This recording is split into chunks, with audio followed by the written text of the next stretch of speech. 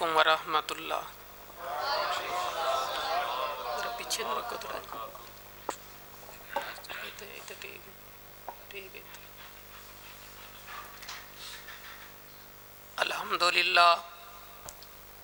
الحمد للہ نحمدہ ونستعینہ ونستغفرہ ونؤمن بہ ونتوکل علیہ ونعوذ باللہ من شرور انفسنا ومن سیئات اعمالنا من یہدہ اللہ فلا مضل له ومن یضلل فلا ہادی له واشہد ان لا الہ الا اللہ وحدہ لا شریک له واشہد ان محمدا عبدہ ورسولہ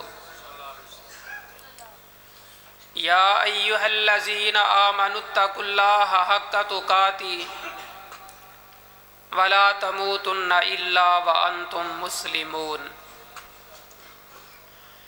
یا ایہا الناس اتقوا ربکم الذی خلقکم من نفس واحدہ وخلق منها زوجها وبث منهما رجالا كثيرا ونساء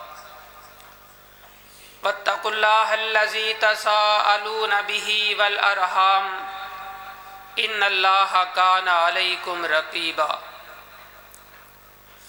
يا أيها الذين آمنوا اتقوا الله وقولوا قولا سديدا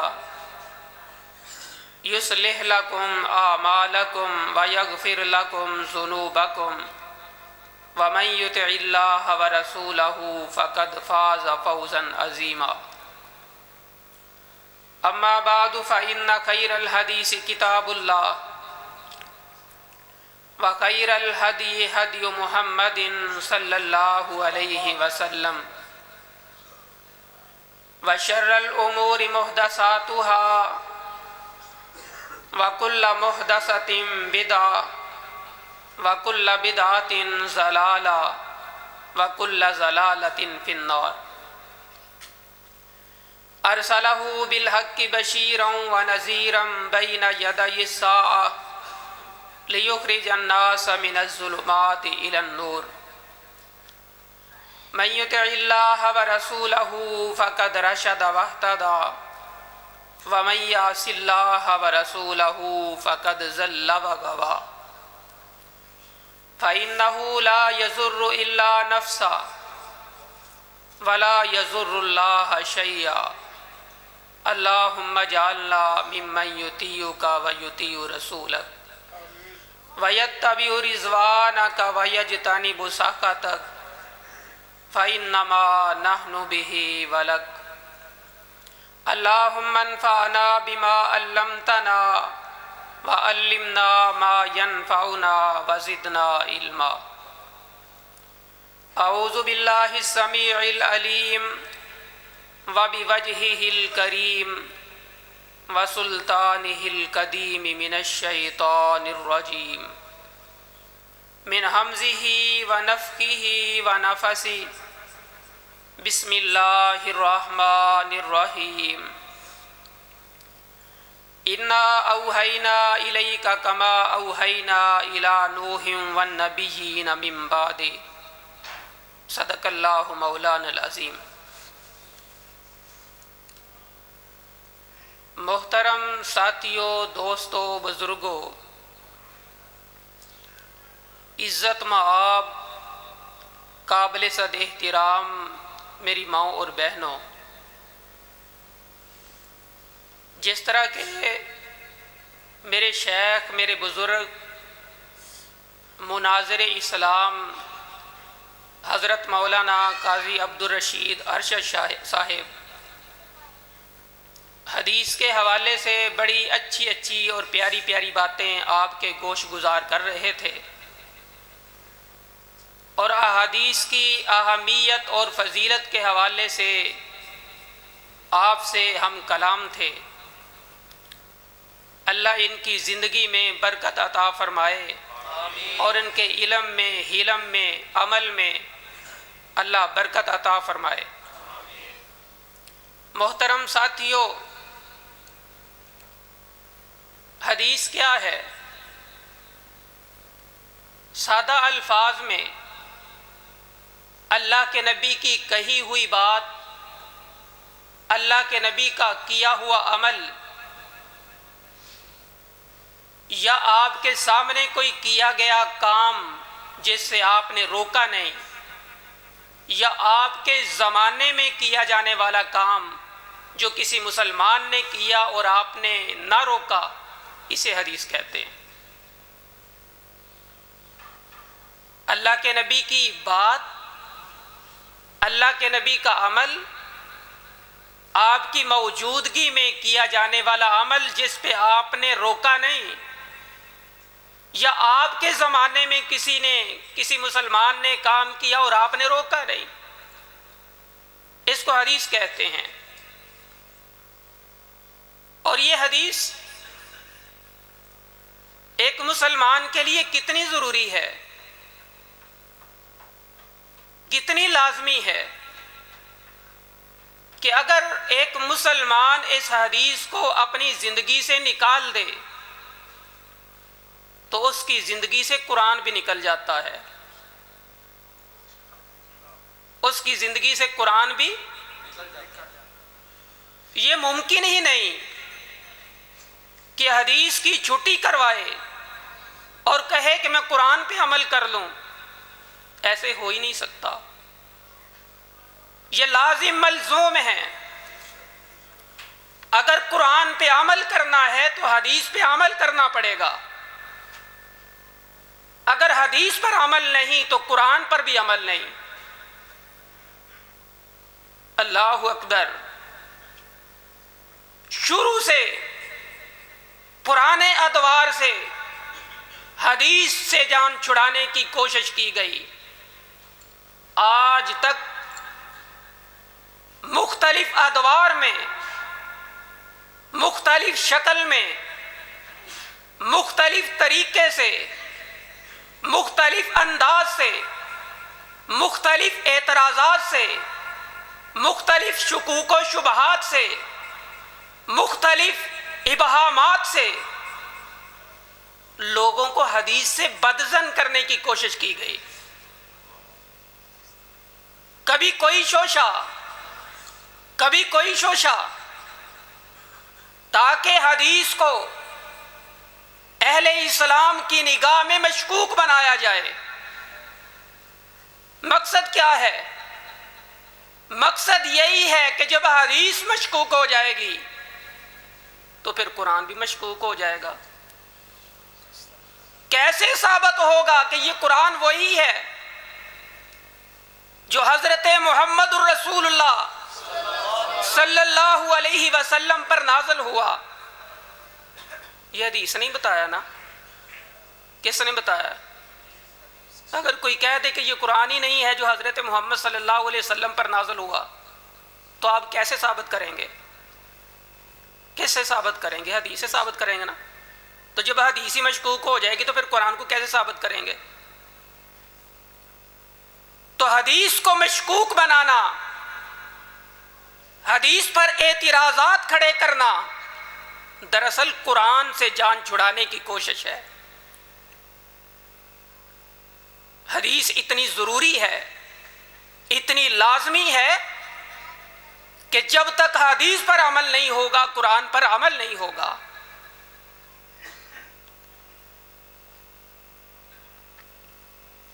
ابھی کوئی 100 سال نہیں گزرا، 100 سال، 150 سال، اسی بر صغیر کے اندر ایک آدمی ہے، اس کا نام ہے عبداللہ چکڑالوی۔ کیا نام تھا؟ عبداللہ چکڑالوی، منکر حدیث۔ اس نے بڑی گج وج کے لوگوں کے اندر یہ تبلیغ کی کہ یہ حدیث تو بڑی بعد میں لکھی گئی، اس کے اندر تو یہ چیز ہے، فلاں چیز ہے، فلاں چیز ہے۔ اس نے اپنی ساری زندگی حدیث کی نفی میں اور حدیث پر اعتراضات کرنے میں گزار دی۔ صرف وہی نہیں ہے، اور بھی کئی ہیں کہ جنہوں نے حدیث سے منہ موڑ کے قرآن مجید کی بے شمار باتوں سے انکار کیا، اور بعض نے معجزات کا انکار کر دیا۔ کس کا؟ معجزات کا۔ آپ نے نام سنا ہی ہوگا، سر سید احمد صاحب معجزات کے انکاری تھے۔ جب حدیث کو نہ دیکھا جائے، اپنے دماغ کا استعمال ہو، اپنی رائے اور اجتہاد کا استعمال ہو، تو پھر اس کا نتیجہ یہی نکلتا ہے۔ تو بھائیو، دوستو، بزرگوں، ایک مسلمان کے لیے حدیث بڑی ضروری ہے، اور یہ حدیث جس طرح کہ میرے شیخ کہہ رہے تھے، منزل من اللہ ہے، اللہ کی طرف سے نازل کردہ ہے۔ میں اس کا حوالہ حدیث سے نہیں دیتا، اس کا حوالہ قرآن مجید کے اندر موجود ہے۔ اللہ کیا کہتے ہیں؟ وَاذْكُرُوا نِعْمَةَ اللَّهِ عَلَيْكُمْ وَمَا أَنزَلَ عَلَيْكُمْ مِنَ الْكِتَابِ وَالْحِكْمَةِ۔ اللہ کی نعمت کو یاد کرو جو تم پر ہے، اس چیز کو یاد کرو جو اللہ نے تم پر نازل کی۔ وہ کیا ہے؟ من الکتاب والحکمہ، کتاب اور حکمت۔ تفسیر ابن کثیر پڑھیے، تفسیر جلالین پڑھیے، فتح القدیر پڑھیے، قرطبی پڑھیے، معارف القرآن پڑھیے، دیگر تفاسیر پڑھیے۔ تمام کے اندر لکھا ہے کتاب سے مراد قرآن ہے اور حکمت سے مراد حدیث ہے۔ تمام کے اندر لکھا ہے۔ کوئی تفسیر پڑھ لیں جو معتبر تفسیر ہو، متقدمین نے لکھی ہو یا متاخرین نے لکھی ہو، سب نے لکھا ہے۔ وہ تفسیر جو رائے پر مبنی نہ ہو، جو تفسیر بالماسورہ ہو، تمام کہتے ہیں کتاب سے مراد قرآن اور حکمت سے مراد حدیث۔ ایک جگہ پہ نہیں، وَاذْكُرْنَ مَا يُتْلَى عَلَيْكُنَّ فِي بُيُوتِكُنَّ مِنْ آيَاتِ اللَّهِ وَالْحِكْمَةِ۔ اے نبی کی بیویوں، جو تمہارے گھروں میں تمہارے اوپر اللہ کی آیات پڑھی جاتی ہیں اور حکمت پڑھی جاتی ہے، اسے یاد کریں۔ اللہ کہتے ہیں یاد کرو اللہ کی نعمت کو اور اس چیز کو جو اس نے نازل کی ہے، کتاب اور حکمت، قرآن اور حدیث۔ اللہ نے نازل کی ہے، قرآن کہہ رہا ہے۔ کون کہہ رہا ہے؟ سورہ قیامہ کو پڑھیے، اللہ کیا کہتے ہیں؟ اے میرے نبی، جب قرآن نازل ہو تو آپ ساتھ ساتھ نہ پڑھا کریں، اپنے ہونٹوں کو حرکت نہ دیا کریں۔ اِنَّ عَلَيْنَا جَمْعَهُ وَقُرْآنَا، آپ کے سینے میں اس کو جمع کرنا اور اس کو پڑھانا ہماری ذمہ داری ہے۔ پھر آگے کیا فرمایا؟ ثُمَّ إِنَّ عَلَيْنَا بَيَانًا، اس کی وضاحت ہمارے ذمے ہے۔ اس کی وضاحت بھی کتنی چیزوں کی ضمانت لی، ذمہ داری لی اللہ نے؟ 2 چیزوں کی، اس کو پڑھانا، آپ کے سینے میں جمع کرنا، اور دوسری چیز اس کی وضاحت۔ قرآن کو مانتے ہو، جو اس قرآن کی وضاحت حدیث کی شکل میں ہے، اس کا انکار کرتے ہو۔ اللہ نے دونوں چیزوں کا نازل کیا، بلکہ ایک جگہ پہ تو اللہ تعالیٰ نے حدیث کو ذکر کہا۔ کیا کہا؟ وَأَنزَلْنَا إِلَيْكَ الذِّكْرَ لِتُبَيِّنَ لِلنَّاسِ مَا نُزِّلَ إِلَيْهِمْ۔ اے محبوب صلی اللہ علیہ وسلم، ہم نے آپ کی طرف ذکر اتارا تاکہ آپ لوگوں کے لیے واضح کریں تاکہ آپ لوگوں کے لیے وضاحت کریں اس چیز کی ما نزل الیہم جو اللہ نے آپ پر نازل کی ہے۔ اللہ کہتے ہیں ہم نے ذکر اتارا تاکہ آپ اللہ کی طرف سے نازل کردہ چیز کی وضاحت کریں۔ تو اللہ کی طرف سے نازل کردہ قرآن مجید کی وضاحت کے لیے ذکر اتارا۔ وہ ذکر کیا ہے؟ کیا کہا؟ ذکر۔ اور پھر ایک جگہ کیا فرمایا؟ انا نحن نزلنا الذکر وانا لہ لحافظون۔ ہم نے ذکر کو اتارا، قرآن نے اپنے پر بھی ذکر کا لفظ استعمال کیا اور حدیث پر بھی ذکر کا لفظ۔ اللہ یہ بھی کہہ سکتے تھے انا نحن نزلنا القرآن وَإِنَّا لَهُ لَحَافِظُونَ، ایسے بھی ہو سکتا تھا۔ لفظ قرآن استعمال کیوں نہیں ہوا؟ حکمت کیا تھی؟ وجہ کیا تھی؟ سبب کیا تھا؟ تاکہ لفظ ذکر کے اندر حدیث بھی آ جائے اور قرآن بھی آ جائے۔ تو لہٰذا اللہ تعالیٰ نے صرف قرآن مجید کی حفاظت کی ذمہ داری نہیں لی، حدیث کی حفاظت کی ذمہ داری بھی اللہ نے لی ہے۔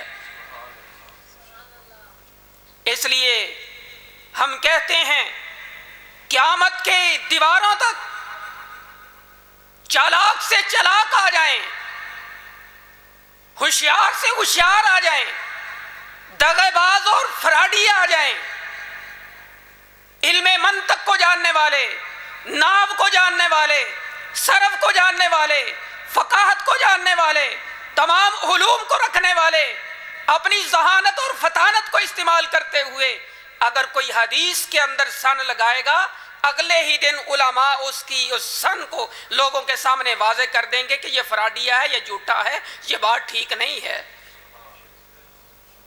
ممکن ہی نہیں کہ حدیث اس کے اندر کوئی رد و بدل کر سکے، اپنی طرف سے کوئی اضافہ کر دے اور اضافہ کرنے کے بعد وہ کامیاب ہو جائے کہ واقعی یہ حدیث ہے، ایسا ممکن نہیں ہے۔ قرآن کی حفاظت بھی اللہ کے ذمے اور حدیث کی حفاظت بھی اللہ کے ذمے۔ اب مجھے بتائیں، چلو دوسرے انداز سے ذرا بات کو سمجھ لیتے ہیں۔ مان لیتے ہیں کہ ذکر سے مراد قرآن ہے، کہ ہم نے قرآن کی حفاظت کی، حدیث کی حفاظت اللہ کے ذمے نہیں، مان لیتے ہیں۔ اللہ اکبر۔ اللہ ذوالجلال والاکرام ارشاد فرماتے ہیں، اللہ تعالیٰ قرآن مجید میں ارشاد فرماتے ہیں فَإِذَا قَرَأْتَ الْقُرْآنَ فَاسْتَعِذْ بِاللَّهِ مِنَ الشَّيْطَانِ الرَّجِيمِ۔ بات توجہ سننے والی ہے، جب آپ قرآن پڑھ لیں تو اعوذ باللہ من الشیطان الرجیم پڑھیں۔ قرآن پڑھن تو بعد اعوذ باللہ پڑھنی ہے۔ یہاں تو پھر یہی ہے نا، فَإِذَا قَرَأْتَ الْقُرْآنَ، جب آپ قرآن پڑھ لیں، فَاسْتَعِذْ بِاللَّهِ مِنَ الشَّيْطَانِ الرَّجِيمِ، تو اعوذ باللہ من الشیطان الرجیم پڑھیں۔ حفاظت رہ گئی، قرآن کی حفاظت رہ گئی۔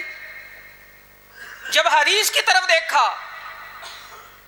میرے نبی کا عمل یہ ہے کہ جب اللہ کے نبی قرآن کی تلاوت کا ارادہ کرتے، پہلے اعوذ باللہ من الشیطان الرجیم پڑھتے، بعد میں بسم اللہ الرحمن الرحیم پڑھتے اور اس کے بعد قرآن پڑھتے، مسئلہ حل ہو گیا۔ مسئلہ آگے چلتے ہیں۔ سورہ انعام کے اندر بڑا مشہور واقعہ آپ نے بڑی دفعہ سنا بھی، اور آپ کی مساجد میں یہ حدیث اکثر بیان کی جاتی ہے۔ قرآن مجید کی آیہ کریمہ ہے الذین آمنوا ولم یلبسوا ایمانہم بظلم اولئک لہم الامن وہم مہتدون۔ فرمایا وہ لوگ جو ایمان لائے اور اپنے ایمان کے ساتھ ظلم کو نہیں ملایا، اللہ کہتے ہیں ان کے لیے امن ہے۔ ان کے لیے کیا مطلب؟ وہ لوگ جو ایمان لائے اور ایمان کے ساتھ ظلم کو ملایا، ان کے لیے امن نہیں ہے۔ یہی ہے نا، اگر آپ صغیرہ گناہ کریں تو وہ بھی ظلم ہے، صغیرہ گناہ وہ بھی گناہ ہے، اللہ اکبر، تو چھوٹے چھوٹے گناہ وہ بھی ظلم ہے۔ اگر آپ کبیرہ گناہ کریں تو وہ بھی ظلم ہے۔ تو اس کا مطلب یہ ہوا کہ جس نے صغیرہ گناہ کیے یا کبیرہ گناہ کیے ان کے لیے قیامت والے دن امن ہے ہی نہیں۔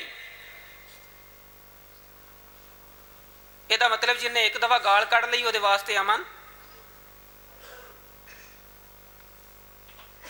جس نے ایک دفعہ کسی کو تھپڑ مار لیا اس کے لیے کوئی امن نہیں، کسی پر تہمت لگا دی کوئی امن نہیں۔ اب بتاؤ، سارے کبیرہ گناہ والے تے سارے صغیرہ گناہ والے سارے دا امن ہو گیا ختم۔ اب بتاؤ، حفاظت ہے قرآن مجید کی؟ جب یہ آیہ کریمہ نازل ہوئی صحابہ کرام پریشان ہوئے اور کہا اینا لم یظلم نفسا، اللہ کے نبی ہم میں سے کون ہے کہ جس نے اپنے نفس پہ ظلم نہ کیا ہو؟ چھوٹے موٹے گناہ تو ہوتے رہتے ہیں، غلطیاں ہوتی رہتی ہیں، تو یہاں تو اللہ یہ کہہ رہے ہیں کہ جس نے اپنے ایمان کے ساتھ ظلم کو ملایا اس کے لیے امن نہیں ہے۔ تو ہم میں سے کون ہے جس نے اپنے ایمان کے ساتھ ظلم کو نہ ملایا ہو؟ تو میرے نبی نے وضاحت فرمائی، اس ظلم سے مراد کبیرہ گناہ نہیں ہے، اس ظلم سے مراد صغیرہ گناہ نہیں ہے، اس ظلم سے مراد سب سے بڑا گناہ شرک ہے۔ کیا ہے؟ یہاں اللہ یہ کہہ رہے ہیں کہ وہ لوگ جو ایمان لائے اور اپنے ایمان کے ساتھ شرک کو نہیں ملایا ان کے لیے امن ہے، جنہوں نے اپنے ایمان کے ساتھ شرک کو ملایا ان کے لیے امن، مسئلہ حل ہو گیا۔ تو جب یہ حدیث چھوڑی تھی تو قرآن مجید کی حفاظت بھی جاتی رہی، اس پر عمل کر ہی نہیں سکتے آپ۔ اللہ کیا کہتے ہیں؟ وَالسَّارِقُ وَالسَّارِقَةُ فَاقْطَعُوا أَيْدِيَهُمَا، چور کرنے والا مرد ہو، چوری کرنے والی عورت ہو، ان کے ہاتھ کاٹ دو۔ ان کیڑا ہاتھ کٹنا ہے؟ سجا یا کھبا؟ دایاں یا بایاں؟ کون سا؟ یہاں سے کاٹنا ہے یا یہاں سے کاٹنا ہے؟ یہ کاٹنا ہے یا یہ کاٹنا ہے؟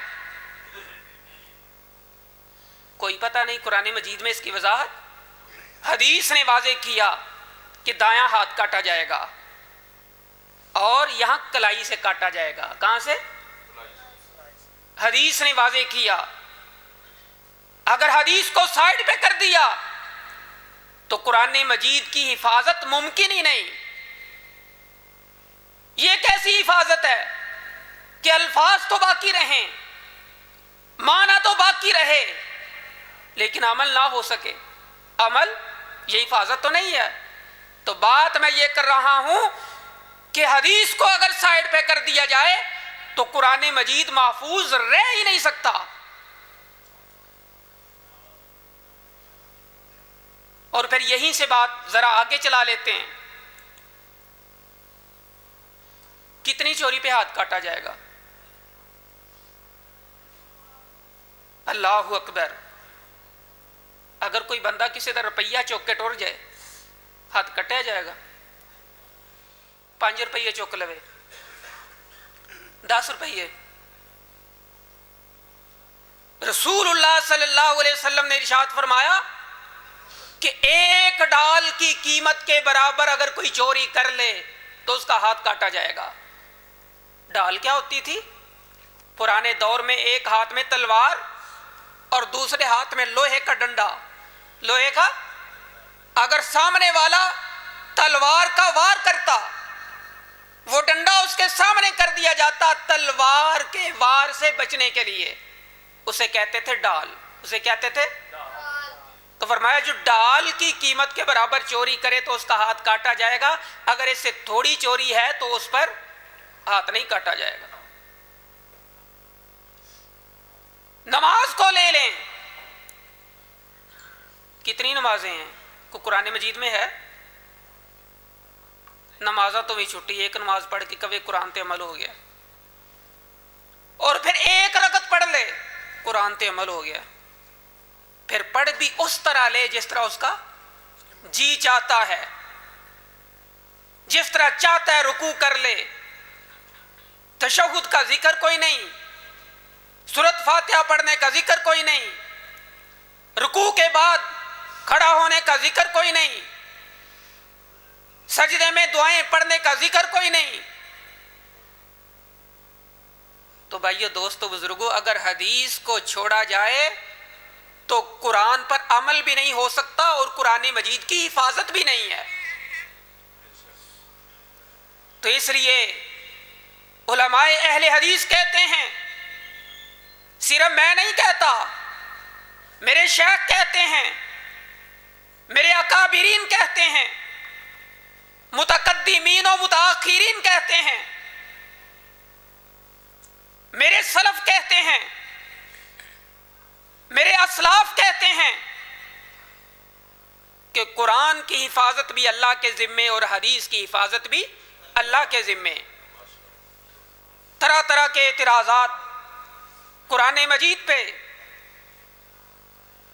حدیث پہ، لو جی ایک اس طرح ہو گیا کہ جادو تے شیطانی عمل ہے، یہ اللہ دے نبی تے کس طرح ہو گیا؟ جادو تو شیطانی عمل ہے، وہ اللہ کے نبی پر کیسے ہو گیا؟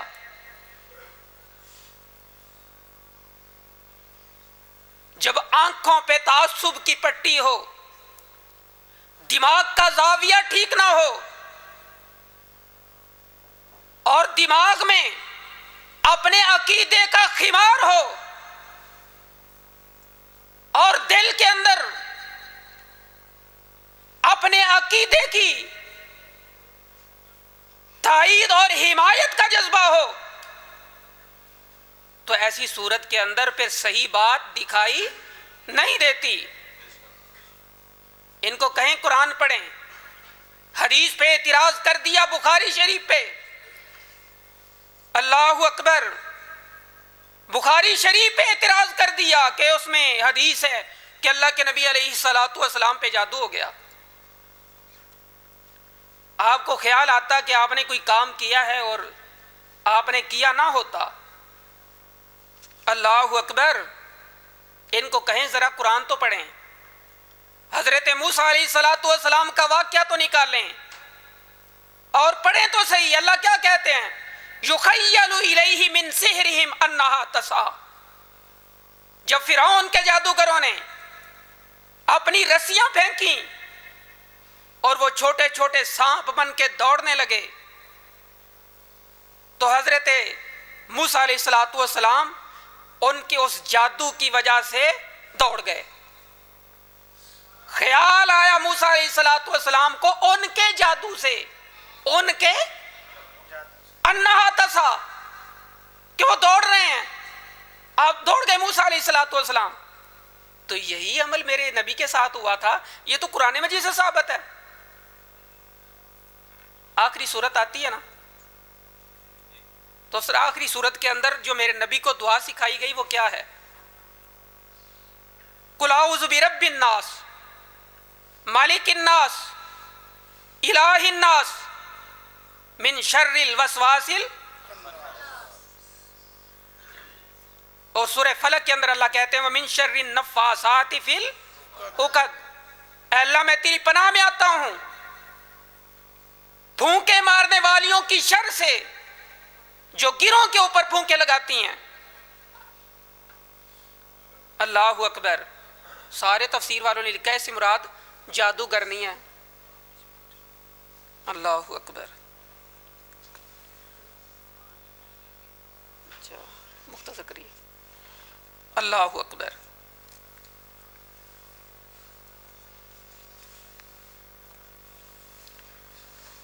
تو بھائیو دوستو بزرگوں، یہ حدیث بخاری شریف پر بڑے اعتراض لوگوں نے کیے، حدیث پر اعتراض کیے، چونکہ یہ ایک موضوع اتنا لمبا ہے کہ 2-3 گھنٹے بھی ہوں تو یہ ختم ہونے والا نہیں ہے۔ تو آج ماشاءاللہ یہ تکمیل بخاری شریف کے موقع پر جو میری ڈیوٹی لگائی گئی ہے کہ وہ بخاری شریف کی آخری حدیث پہ درس ہو۔ ماشاءاللہ میری بہنوں نے، بیٹیوں نے بخاری شریف پڑھی ہے، اللہ تعالیٰ ان کی زندگی میں، ان کے علم میں، ان کے عمل میں اللہ تعالیٰ برکت عطا فرمائے۔ حضرت امام بخاری رحمۃ اللہ علیہ نے اپنی جو آخری کتاب بخاری شریف کے اندر رکھی کتاب التوحید ہے۔ کیا ہے؟ کتاب التوحید۔ اور پہلی کتاب کیا ہے؟ کتاب الایمان۔ پہلی کتاب کتاب الایمان، ابتدا کے اندر بھی ایمان اور اینڈ پر بھی توحید۔ ایمان یعنی آغاز بھی ایمان سے اور انتہا بھی ایمان سے، تب نجات ہے۔ تب انما الاعمال بالخواتیم، اعمال کا دار و مدار خاتمے پر ہے۔ خاتمہ ایمان پر ہوگا تو نجات ہے، اگر خاتمہ ایمان پر نہیں تو نجات نہیں۔ اور پھر اپنی اس کتاب التوحید کا جو آخری باب ہے اس کے اندر حضرت امام بخاری رحمۃ اللہ علیہ نے یہ قول نقل کیا، باب قول اللہ تعالی، باب ہے اللہ کے اس قول کے بارے میں، وَنَضَعُ الْمَوَازِينَ الْقِسْطَ لِيَوْمِ الْقِيَامَةِ، ہم انصاف والے ترازو رکھیں گے قیامت والے دن۔ موازین میزان کی جمع ہے، ترازو زیادہ ترازو ہوں گے، جمع کا صیغہ استعمال ہوا ہے، کئی لمبی چوڑی بحثیں ہیں، ان میں سے ایک بات یہ ہے کہ جمع کا صیغہ تفخیم کے لیے ہے کہ وہ ترازو بہت بڑا ہے، وہ ترازو، بلکہ کہا جاتا ہے کہ اگر 7 زمینیں، 7 آسمان، درمیان کی ساری چیزیں ایک پلڑے کے اندر رکھ دی جائیں تو وہ پھر بھی کھلا اور وسیع ہے، اتنا بڑا ترازو ہے۔ تو ایک تو ہے کہ موازین کو مفعول بنایا جائے اور القسطہ کو مفعول لہو بنایا جائے کہ ہم ترازو رکھیں گے انصاف کے لیے۔ کس کے لیے؟ یا پھر الموازین القسطہ، آپ اس کو موصوف صفت بنا سکتے ہیں، انصاف والے ترازو رکھیں گے۔ موازین جمع ہے اور پھر کہیں گے کہ صفت جمع کیوں نہیں ہے؟ اس لیے کہ صفت مصدر ہے، جب صفت مصدر کی شکل میں ہو تو وہ چاہے موصوف جمع بھی ہو تو مصدر ہمیشہ واحد ہی آتا ہے، تثنیہ کے لیے بھی اور جمع کے لیے بھی اور واحد کے لیے بھی۔ اور آگے حضرت امام بخاری رحمۃ اللہ علیہ کہتے ہیں وَأَنَّ أَعْمَالَ بَنِي آدَمَ وَقَوْلَهُمْ يُوزَنُ، بنو آدم کے اعمال اور ان کے قول، ان کا وزن کیا جائے گا۔ کیا کیا جائے گا؟ پرانی بحثیں تھی بڑی لمبی کہ لو جی جو بات ہے اس کا تو وجود ہی نہیں، جو اعمال ہیں ان کا تو وجود ہی نہیں، ان کا وزن کیسے ہوگا؟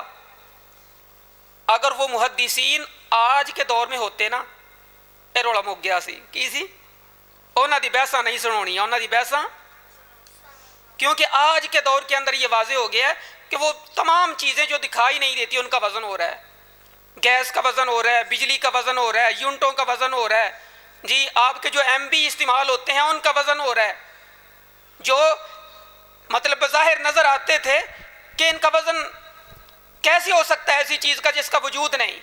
تو آج کے اس دور میں سائنس کی ایجادات نے یہ واضح کر دیا کہ ان چیزوں کا وزن اگر انسان کر سکتے ہیں تو اللہ کے سامنے کون سا مشکل ہے۔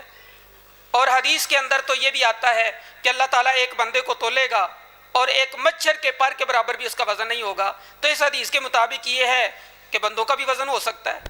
ایک حدیث کے اندر آتا ہے کہ 99 مطلب جو ہے نا رجسٹر لائے جائیں گے، ایک پلڑے میں رکھ دیے جائیں گے، اور ایک چھوٹی سی پرچی ایک پلڑے میں رکھ دی جائے گی تو وہ پرچی بھاری ہو جائے گی. تو یہاں سے یہ ثابت ہوتا ہے رجسٹر تولے جائیں گے. اور یہاں پہ جو حضرت امام بخاری رحمۃ اللہ علیہ کہتے ہیں کہ بنو آدم کے اعمال اور ان کا قول ان کا وزن ہوگا، تو ہر طرح ممکن ہے. اللہ رجسٹر بھی تول سکتا ہے، اللہ بندوں کو بھی تول سکتا ہے، اور اللہ تعالیٰ اعمال کو تولنے پر بھی اور ان کے اقوال کو تولنے پر بھی قادر ہے، اس میں کوئی شک و شبہ نہیں. آگے وقال مجاہد القسطاس العدل بالرومیہ، جو قسطاس ہے اس کا معنی ہے انصاف کرنا رومی زبان کے اندر. کس کے اندر؟ ویقال، اور کہا جاتا ہے القسط مصدر المقسط، جو قسط ہے وہ مقسط کا مصدر ہے. تو یہاں بھی اعتراض ہے کہ مقسط کا مصدر کیسے ہو گیا؟ مقسط کا مصدر تو اقساط آتا ہے بابی فعال سے. تو حضرت امام بخاری رحمۃ اللہ علیہ ایسے مقسط کی طرف اشارہ کر رہے ہیں کہ جب اس کا جو زائد حروف ہیں وہ حذف کر دیے جائیں. باب جو افعال ہے اقسط یقسط اقساط، اس کے الف کو حذف کر دیں، باقی کتنے لفظ رہ جائیں گے؟ 3، کاف سین اور توا. کاساتا، تو کاساتا کا مصدر ہے. تو اقساط کی طرف نسبت کرنے کا مقصد یہ ہے، حضرت امام بخاری رحمۃ اللہ علیہ کے کہنے کا مطلب یہ ہے کہ یہاں پہ جو قسط ہے وہ انصاف کے معنی میں ہے. کس کے معنی میں ہے؟ انصاف کے معنی میں ہے.